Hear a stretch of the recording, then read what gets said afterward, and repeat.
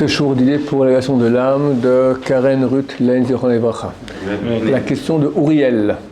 Alors en fait, on dit tout le temps que le Baal Tshuva, il a tout qui lui est dédié, le Olam Haba, que tout le monde lui sont destinés, qu'il a un salaire de ouf. Et celui qui n'est pas justement Baal Tshuva, qui est déjà par exemple né dans une famille religieuse, celui qui n'est pas forcément intéressé par tout ça, et il en est quoi au final? Parce que, il n'est pas intéressé. Ça veut dire quoi, il n'est pas intéressé? Il fait Shabbat, il fait les fêtes. Il pratique. Il n'y a pas le feu de la Torah, etc. Il n'y a pas le feu de la Torah. Alors, c'est quoi son statut pour nous? Quel est son statut et pourquoi il est moins, tu veux dire, lui qui n'a jamais péché? C'est pas non plus facile pour lui de... C'est pas facile non plus pour lui. Bon, d'abord, je vais un peu répéter ce que tu dis pour expliquer un peu.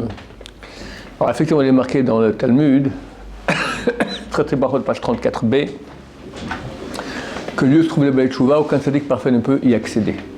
Tzaddik parfait, c'est un très très haut niveau. Le Talmud dit qu'il y a eu, durant l'histoire, 4 tzaddikim parfaits, qui sont morts, Beit Yosh Nachash, ils sont morts à cause du décret du serpent. Ça veut dire que la mort a été décrétée dans la vie, dans le monde. Il y a de la vie, puis un beau jour, il n'y a plus de vie. D'accord, il y a la mort. Sinon, il n'y avait aucun péché qu'on pouvait leur imputer qui aurait motivé, légitimé leur mort. Ils sont morts parce que, comme ça a décrété Dieu après le péché originel. Qui étaient? Ishaï, le père de David, Binyamin, frère de Yosef, Amram, le père de Moshe, et Kilhav, le père de David, le fils de David, un des fils de David. 4 personnes qui n'ont jamais péché. Donc arriver à un statut pareil, plus haut qu'un tzaddik qui n'a jamais péché, c'est extraordinaire. Il a fait les 400 coups, le jeune homme, et tout à coup maintenant il fait tchouva, et il se retrouve maintenant plus haut que tout le monde. Ta question est, ok, mais pourquoi quelqu'un qui n'a jamais péché, il est dans le monde religieux, et tu dis il pratique Shabbat, tout ça, mais il n'a pas le feu. Mais il n'a pas péché. Alors pourquoi est-ce qu'il aurait moins? Ou même pas beaucoup, d'après ce que tu laissais sous-entendre. Bon, il y a plusieurs choses à dire. D'abord, il est clair que Dieu est juste. Il n'y a pas de truc. On fait un abracadabra, on se trouve tout d'un coup avec un Olam Haba, parce qu'on a fait une combine. On fait tchouva, c'est une combine, et après, hop, on se retrouve avec un Olam Haba qui ne nous revient pas. Pourquoi? Parce qu'on n'a pas tellement bossé. C'est clair que le Olam Haba, il est fonction de l'effort fourni.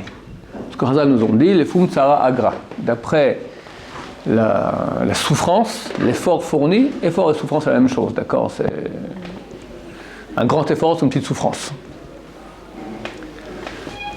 D'après l'effort fourni, la souffrance endurée pour faire une mitzvah, ainsi est le mérite. Alors pourquoi le Baal Tshuva, ils ont un très grand mérite? Parce que de façon naturelle, faire ce qu'ils ont fait est très dur. Mais des fois, il y a une voix divine comme ça qui les aide à... C'est vrai. C'est vrai que je dis que c'est très dur, et tu réponds non, mais c'est pas si dur. Tu as raison. Preuve en est qu'on en a beaucoup autour de nous comme ça, puis bon, c'était pas si dur. Il y a eu un effort à faire, c'est clair.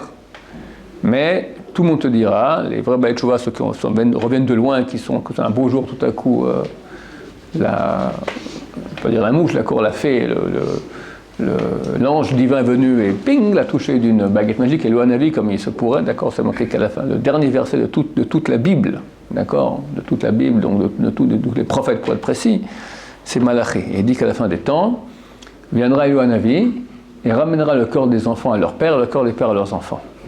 Le corps des enfants à leur père est religieux, l'enfant il a tout plaqué, mais le Hanavi il lui fait faire tchouva.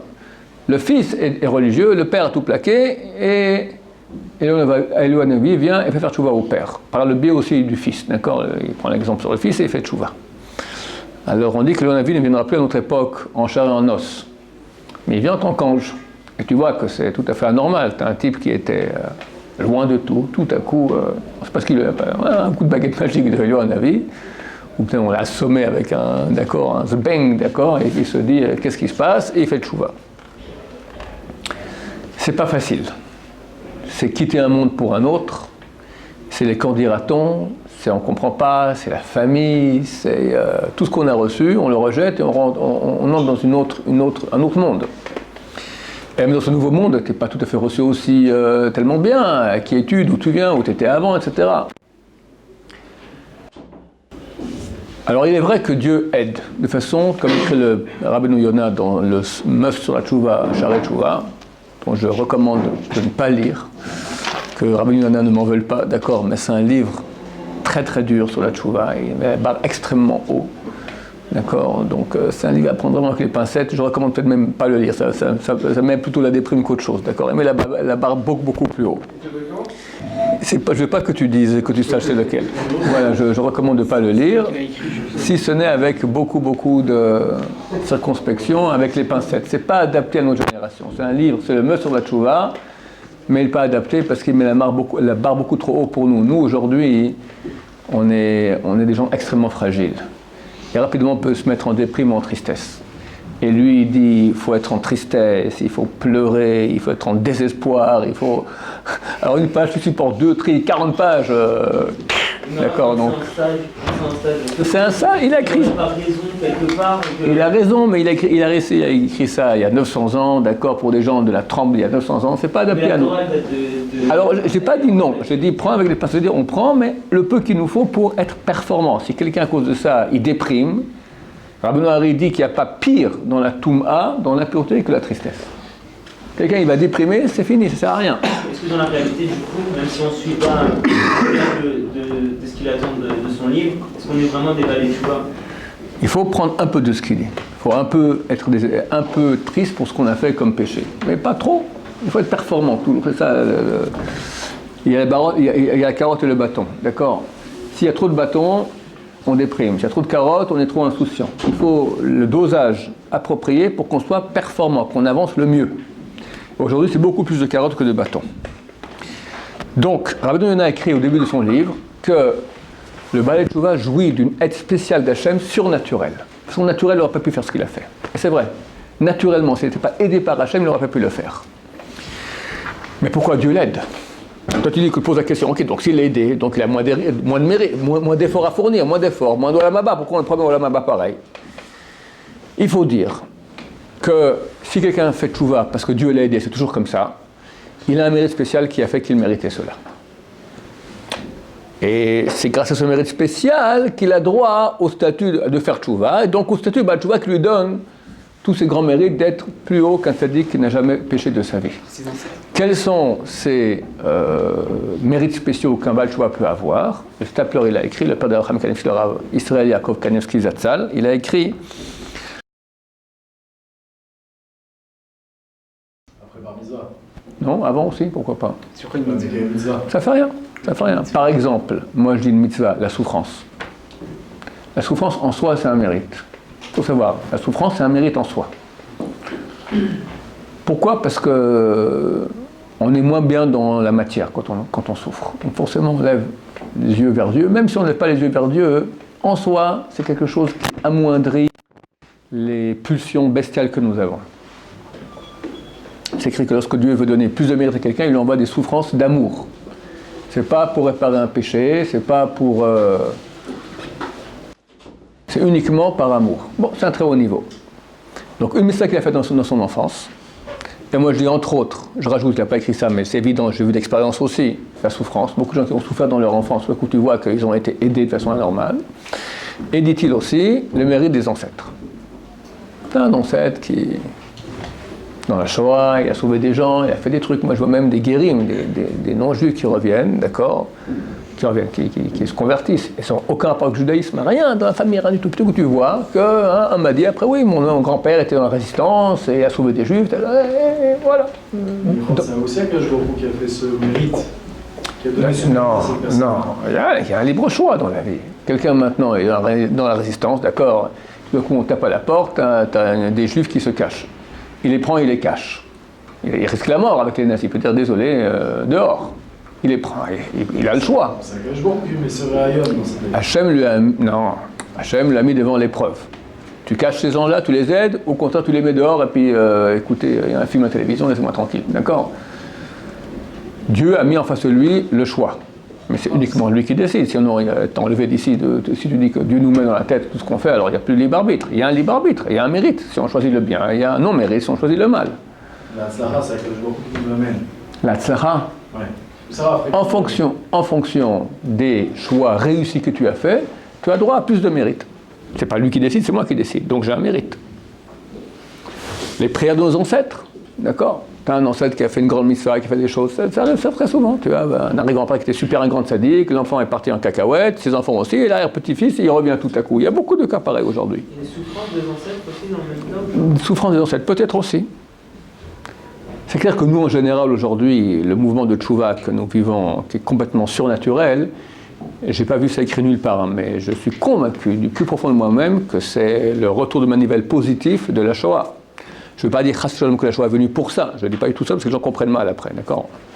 Il y a des conséquences et il y a des causes. Ce n'est pas les causes de la Shoah, ce sont des conséquences positives de la Shoah. Les causes sont les causes, c'est pas le sujet maintenant de parler des causes de la Shoah. Mais les conséquences positives, cette souffrance de 6 millions de Juifs, c'est évident que c'est allé quelque part, ça allait dans le ciel. Aujourd'hui, toutes ces âmes, elles prient à Dieu, elles demandent à Dieu, elles exigent à Dieu, regarde tout ce que j'ai souffert. Maintenant, il faut que tu aides ton peuple, grâce à notre souffrance, que tout ce qu'on est en train de vivre. Ce retour physique en terre d'Israël, le monde de Tchouva, le fait que nos ennemis disparaissent l'un après les autres, le printemps arabe, tout ça c'est une aide anormale et rien de gratuit. Dieu ne fait jamais une chose gratuitement, c'est tout mérite. Le monde a été créé par la justice, il veut qu'il y ait un mérite. Quel mérite que maintenant il y a des millions de balais de Tchouva? Qu'est-ce que c'est? D'où ça vient?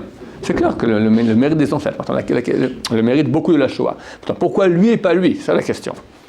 D'accord? Un arrière-grand-père, il a maintenant 100 petits-enfants. Bon, c'est pas orthodoxe, on va dire bon aujourd'hui. 20 petits-enfants, d'accord? Pourquoi lui était sauvé et pas les autres? Il semblerait que lui, il a un certain mérite. Cette personne-là. Une histoire, je vous raconte, pour illustrer cela. Il y avait, au début de la création de l'État d'Israël ici, un monsieur, il a peut-être 25 ans, quelque chose comme ça, un rescapé de la Shoah, et complètement non religieux. Un jour, c'est Kippour, et puis il se le casse parce que tous les restaurants sont fermés. Il va aller au resto. Alors, il est parti à Lod. Lod avait beaucoup de restaurants arabes là-bas, il a mangé une bonne escalope taref, halal, avec... D'accord. Il est en plein Kippour comme ça, en train de manger au restaurant, tout à coup, il voit une vision de son père qui tient la main d'un enfant qui lui dit: mon fils, c'est Kippour aujourd'hui, tu manges? Il est complètement sidéré. Il n'a pas la berlue, enfin, il le voit devant lui. Bon, la vision disparaît, il ne sait pas quoi faire. Bon, il finit son plat. Et bon, c'est moi qui raconte pour. D'accord, il finit son plat et on lui dit, de fil en aiguille, on lui dit: il y a un grand rabbin à Bnei Brak, le Chazon Ish. Va le voir. Il rentre chez le Chazon Ish, il raconte son histoire. Et je le constate comme ça, il lui dit: tu as fait une mitzvah quand tu étais jeune, raconte-moi. Je ne sais pas. Réfléchis bien. Tu étais dans la Shoah, qu'est-ce qui s'est passé? Que faisait ton père? Et là, il se rappelle. Il se dit son père était on dit c'est le croque-mort, le croque-mort, juif du village. Dans le village voisin, un enfant est mort. Il fallait l'enterrer. Il faisait nuit, il neigeait, et les nazis avaient interdit de sortir, il y avait le couvre-feu, interdit de sortir. Dans le village voisin, il n'y avait pas de croque-mort, il n'y avait pas de personne qui pouvait l'enterrer. On est venu le voir à lui. Il était déjà assez vieux, et il n'osait pas tellement sortir, les nazis, etc. Il leur a dit à son fils: t'es prêt à y aller? Oui. Le fils est allé, donc ce monsieur qui a mangé l'escalope à Lod, et il a traversé toute la forêt, la nuit. Évidemment, il panique, les nazis, s'ils le voient là-bas, il les trace, il a pris le gosse, il l'a enterré, il a fait tout ce qu'il fallait faire, et il est rentré à la maison. Alors Chazon Ish a dit: le petit enfant qui venait avec ton père, c'est celui que tu as enterré. C'est la mitzvah. Cette mitzvah que tu as faite, en prenant un risque de ta vie pour enterrer quelqu'un, a fait que tu as mérité maintenant cette vision-là. Et de fil en aiguille, le type, il a fait tchouva. Donc c'est un exemple qui montre comment la mitzvah elle-même, c'est ça le mérite qui permet qu'une personne fasse tchouva. Donc, Dieu est juste, il ne va pas donner à quelqu'un un mérite par une combine qui s'appelle tchouva, qu'il n'a pas. Ou bien il a fait des efforts considérables pour faire tchouva, ou il a eu des souffrances dans sa jeunesse, ou les mérites de ses ancêtres qui a fait que c'est retombé sur lui, qu'il mérite de faire tchouva et que Dieu va l'aider. Il y en a que Dieu les aide moins. Maintenant, tu as comparé ça avec un juif qui est d'une famille religieuse et qui n'a pas tellement le feu. La comparaison devrait être d'abord avec quelqu'un qui a, oui, le feu. Un religieux qui a le feu, qui n'a jamais fait qui a fait très peu de péchés, qui avance, qui a le feu, lui aussi fait tchouva. Il avance aussi. Pour faire tchouva, il ne faut pas être forcément quelqu'un qui a fait des 400 coups. D'accord ? Il avance. Il priait moins bien quand il était petit, il grandit, il commence à prier moins, à prier mieux. Et puis la Torah, il fait plus attention. Et c'est aussi un bas de tchouva. Chacun qui avance dans sa vie, qui regrette le passé où il était moins bien, on dit que le Rav Sadia Gaon, c'était un des plus grands, un des Gaonim. Les Gaonim sont les grands sages d'Israël qui avaient entre l'an 700 et l'an 1000 environ. D'accord ? Des rabbins énormes. Un de ces grands rabbins, c'est le Rav Sadia Gaon. On dit que tous les jours, vous êtes tchouva sur le jour d'avant. C'est tchouva comment aujourd'hui arriver à un niveau plus haut que ce qu'il faisait hier. D'accord ? Nous, on arrive à ça sur 10 ans, c'est déjà bien. D'accord ? Je fais tchouva comme j'étais il y a 10 ans. Lui, tous les jours. C'est un très très grand sadique. Donc moi, il faisait tchouva. Une tchouva continue. Donc c'est pas forcément que quelqu'un qui vient d'une famille religieuse, il aura moins de mérite, et c'est peut qu'il aura même beaucoup plus. Parce qu'après tout, il n'a pas péché. Donc il est plus propre dans sa tête. Il faut comprendre aussi que le Baal Tchouva, la première période d'euphorie où Dieu l'aide, passée, ça passe au bout de 3-4 mois, il retombe. Hachem le lâche. Je t'ai amené jusqu'ici, ok, tu as vu la vérité, où est la vérité, maintenant débrouille-toi. Il y a toujours une petite dépression comme ça. Et là, il doit recommencer tout par lui-même. Et bon, il commence à zéro, tu comprends, il a 25 ans, il a Shiva, les petits gens, les gosses de 12 ans dévalent une page de Gemara comme ça, et lui, il annonce 2-3 mots de Rashi sans savoir, c'est quand même, c'est un grand mérite en soi. Après, il doit se battre contre les pensées du passé. Il a fait 400 coups, il y a des images qui reviennent sans cesse, c'est très dur de rester en tahara, en pureté d'esprit, etc. Après, il faut réparer. Donc il y a, et des fois il y a des souffrances aussi pour réparer, donc c'est pas si facile d'être Baal Tchouva. Cette folie, elle peut rester 2-3 ans aussi, comme ça ? Pardon ? Cette folie, elle peut rester 2-3 ans ? L'euphorie, tu veux dire ? L'euphorie. Non, c'est 2-3 mois, mais après, durant toute la vie, on peut avoir le Brenkeit. Le Brenkeit, c'est traduction de brûler, d'accord, la flamme intérieure. Ça, c'est pour toute la vie dans sa chaîne, d'accord ? On peut l'avoir. Et le Tchouva long d'habitude, parce que pour eux, c'est nouveau et c'est un choix qu'ils ont fait. On peut avoir la Brenkeit, on était un juif religieux de famille orthodoxe depuis toujours. Le cas des problématiques, c'est le type qui vient d'une famille religieuse qui n'a pas le Brenkeit. Il est éteint. D'accord ? Ça, c'est... J'appelle ça la résurrection des morts. D'accord ? Un type qui n'existe pas, et tout d'un coup, il est loin de Torah, tu réveilles en lui, tu peux créer maintenant un nouvel être. D'accord ? Il était là-bas, tu as déraciné, tu as planté une nouvelle, et il grandit comme il faut. Tu as un arbre déjà qui a été planté comme il faut, et qui est en train de grandir. Un arbre vert qui grandit, c'est un religieux depuis toujours. Puis tu as un arbre mort. Le type, misken, d'accord, une famille religieuse, depuis que les petits, il fait Shabbat, il met les tefilines, il fait les prières, pardon, il fait jamais les prières, mais il lit ce qui est marqué dans le bouquin, d'accord, même pas d'habitude en prononçant comme il faut. Ça, j'ai fait des cours là-dessus, hélas, d'accord, c'est le cas de beaucoup de jeunes gens qui viennent des écoles juives, etc., qui sont des cas, je ne veux pas désespérés, mais c'est difficile, très difficile. Comment arriver à réveiller un bois mort? C'est possible. On a vu comme ça à la yeshiva. Ça arrive. Il devait se forcer à étudier. Pas étudier, il doit se forcer à aimer, il doit réveiller le cœur. L'étude, c'est une chose. Ouais, l'étude aussi. L'étude, c'est beaucoup de lumière, mais il faut qu'il y ait une chaleur là-dedans. Il faut surtout, je pense, qu'il faut qu'il se mette en relation avec Hachem. C'est ça qui manque. Parce que lui, il fait tout par automatisme. Automatisme, c'est loin d'Hachem. Il y a des malédictions terribles dans la Torah, des prophètes qui disent « Vous faites les mitzvot anashim ulumada », par automatisme. D'accord, Dieu ne veut pas ça, parce que c'est comme si tu es marié avec une femme et tu fais tout automatiquement. Écoute, mon cher ami, tu n'es pas là, je ne veux pas un robot à la maison, je veux un mari, quelqu'un qui m'aime. D'accord, il aime Hachem, il veut qu'on l'aime. Donc il faut travailler sur l'amour d'Hachem. C'est possible. Possible.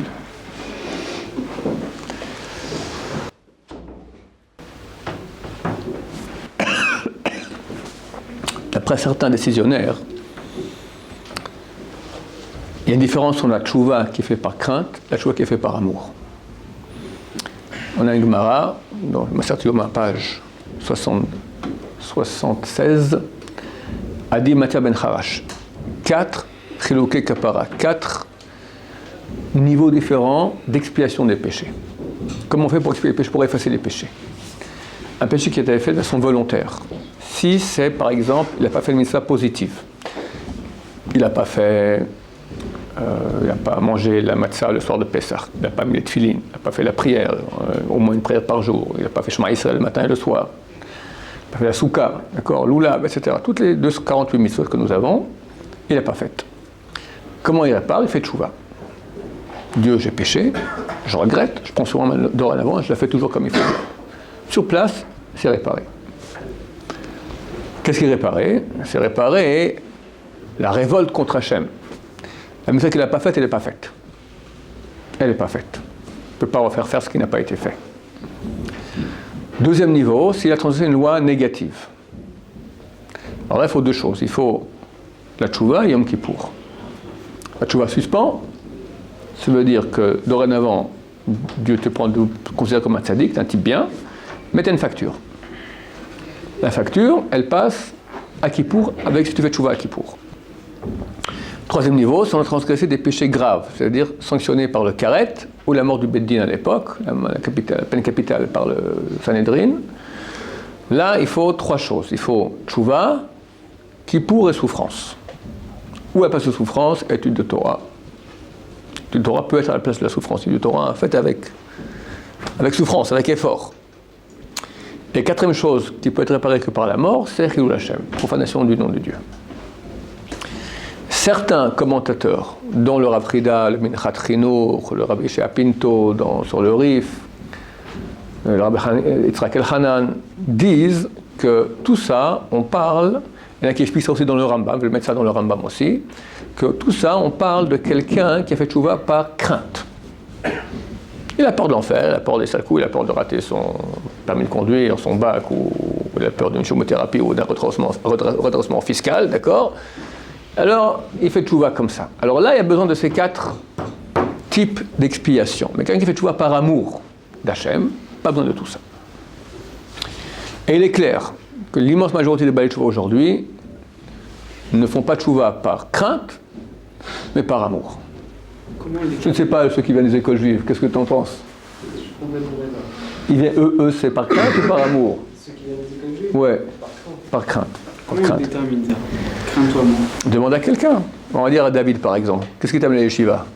Pas la peur en tout cas. Pas la peur de l'enfer. T'as rien à faire de ce truc-là. Je demande maintenant à X, je ne vais pas dire son nom, d'accord? Lui, oui, il sait que s'il ne fait pas Shabbat, Hachem est mort. Ah, on a conscience, c'est-à-dire... On a conscience, ouais, bon. Ça le coup pour la fanfare, je suis né juif, et puis il y a les 10 commandements au Shabbat, alors je dois faire Shabbat, sinon la tannée. Bon, alors j'ai un an de yeshiva, ça va, j'espère que ça va me sauver. Baruch Hashem. Mais c'est très clair. Un Baal Tshuva, presque jamais vu quelqu'un qui est arrivé ici, Baal Tshuva, c'est-à-dire quelqu'un qui venait de loin et qui a tout lâché pour venir ici, motivé par la peur de l'enfer. Lui intéressé par la Torah, il veut connaître Hachem, il veut la vérité, il veut un sens à sa vie. Voilà. Et ça qu'il y a l'enfer et tout ça, mais c'est pas sujet, c'est pas du tout sa motivation. Maintenant, ça restera un certain temps. Le temps de l'euphorie, 3-4 mois, puis après encore 1 ou 2 ans, puis au bout d'un moment, il devient un juif normal. Là, il peut retomber dans une motivation qui est celle de la peur. Peur des punitions, qui sera sa motivation de continuer à faire tchouva. Là, il faut travailler. Comme chaque juif, il faut développer chez soi l'amour de Dieu, qui est la tchouva par amour. C'est quoi tchouva par amour? Alors, au premier niveau, comme je dis, on vient par amour de la vérité. On ne sait même pas si Dieu existe, mais on vient pour savoir où est. J'ai une quête de sens. C'est l'amour de la vérité, la quête de sens. Après que tu as trouvé maintenant, tu deviens un bon juif, tu fais tout comme il faut bien. C'est quoi tchouva par amour? C'est j'ai pas peur d'aller en enfer pour ça que je fais les mitzvot, je fais maintenant pour le bien. Le top de la tchouva par amour, c'est faire pour faire plaisir à Hachem. Ça, c'est un haut niveau. Pour plaisir à Hachem, il faut déjà être en relation avec Hachem. Il faut aimer Hachem. Mais un niveau plus bas, à mon avis, on peut tout à fait appeler ça aussi tchouva et faire une mitzvot par amour. Le faire pour le bien du peuple d'Israël. Le faire parce que ça fait du bien dans le monde. Le faire parce que il y aura ainsi plus de kiddush Hachem, de propagation du nom de Dieu. C'est super grandiose, on est déjà dans un niveau waouh. Bon, que je te dise. Voilà. C'est quoi le top? C'est de faire pour le peuple d'Israël ou de faire pour Dieu? Pour Dieu, finalement, c'est plus haut. Par amour de la Chokhmah, de l'Emet. Ouais, amour du Hémet, c'est très bon. C'est très bon, amour du Hémet. Très bien. D'habitude, on est tous un peu amoureux du peuple d'Israël. Donc tu veux maintenant que ça aille bien. Donc c'est mis pour cela. C'est très beau, c'est très grand. Non, c'est pas si dur.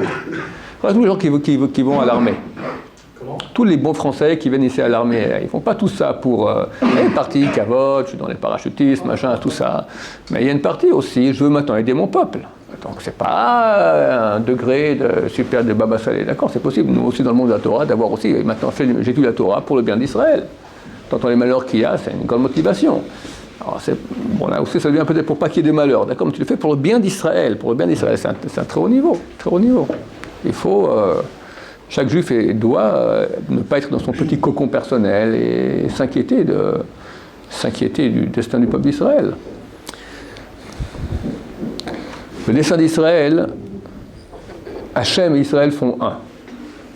Quand Israël va mal, ça veut dire que le dévoilement d'Hachem va mal dans le monde. C'est marqué que les ennemis d'Israël, c'est marqué dans le Tehillim, que les ennemis d'Israël lèvent la tête contre toi, contre Hachem. De là, déduit Razal que Israël, celui qui ont la haine d'Israël, ont la haine de Dieu.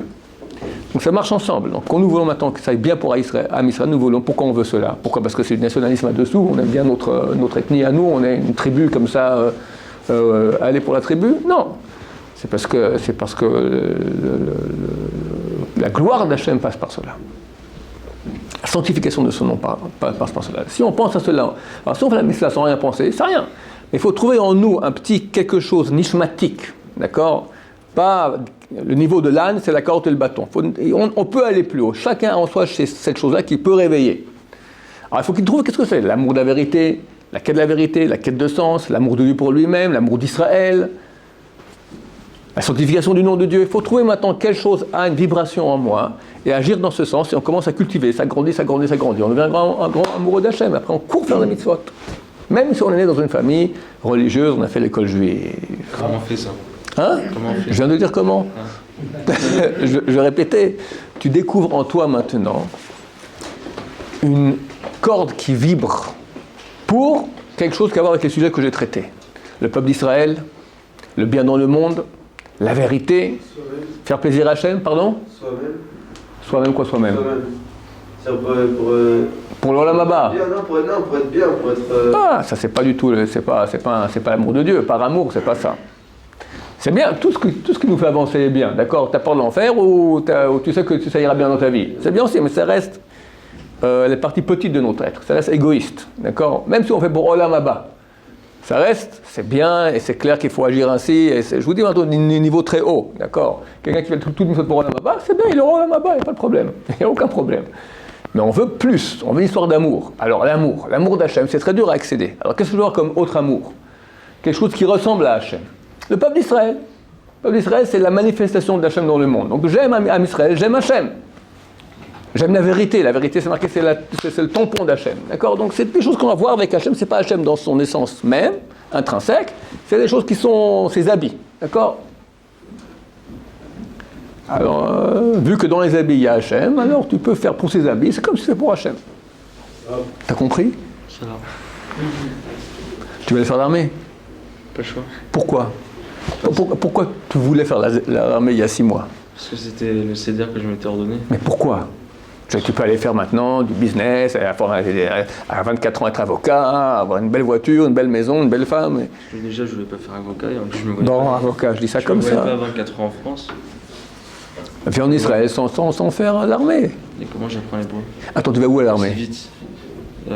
Givati. Pourquoi tu ne vas pas faire coiffeur à l'armée? Ou balayeur? Pourquoi tu vas à Givati? Courir dans le sable, dans la boue, machin, tout ça, mettre ta vie en péril. Pourquoi?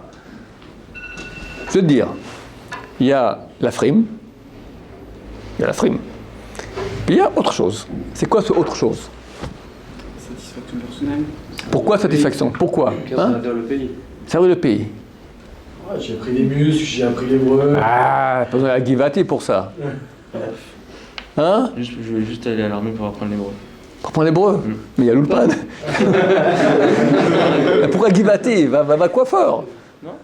Pourquoi? Et pourquoi pas? Parce que ça nécessite un grand effort. Après, je vous expliquerai. Ah, il y a d'autres raisons. Ok, c'est bon. Ok, excusez-moi. Bon, d'autres raisons. Normalement, je vais te répondre. Normalement, un garçon comme toi qui va être dans une unité combattante, d'accord, il le fait parce qu'il est motivé par un idéal. C'est ça. Hachem, il veut qu'on le serve par idéal. Quel idéal? L'idéal top, c'est Hachem. Je veux faire quelque part plaisir à Hachem. On n'arrive pas à ce niveau. Alors, l'idéal, servir mon peuple par la Torah. Servir le monde, faire du bien au monde.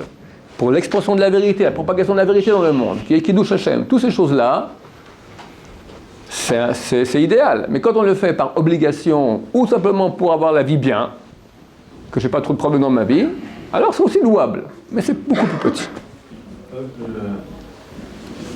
Il y a marqué comme ça que Shevaï Paul Tzadik. Bakam. Donc on voit qu'il est Roser B'Tchouva. Le tzaddik, il se tombe et il se relève. Ouais, donc il est Roser B'Tchouva. Fait Tchouva aussi, ouais. D'un côté, on dit que il n'y a aucun tzaddik qui se tient. Non. J'ai dit un truc qui n'a jamais péché. Le Baal Tchouva est plus haut qu'un tzaddik qui n'a jamais péché. J'ai expliqué dans le cours. J'ai dit qu'il y en a eu 4. J'ai expliqué à Auriel qu'aujourd'hui, même quelqu'un qui est né dans le monde orthodoxe, d'accord, qui n'a jamais fait de gros péchés de sa vie, il n'a pas fait les 400 coups, non, moi, c'est un Baal Tchouva aussi, parce qu'il avance dans sa vie. J'ai pris l'exemple de Rav Saidagon qui faisait tchouva tous les jours. Et lui, c'est un super grand tzaddik. Baba, il ne faisait pas de tchouva. Rav Chaim, il pleurait de tchouva tous les jours. Ouais, alors c'est quoi le tzaddik que Chacun à son niveau. Je te dis, c'est pas, le Baal Tchouva, c'est pas uniquement le type qui a été en boîte et qui a fréquenté ce qu'il ne fallait pas fréquenter. D'accord? C'est pas que ça un Baal Tchouva. Tu peux avoir un type qui n'a jamais fait de péché grave de sa vie, toujours au Shom Shabbat, jamais été en boîte, etc. Il fait tchouva. Sur Bitul Torah, sur autre chose, c'est aussi un Baal Tchouva. Baruch Adonai, Amen, Amen.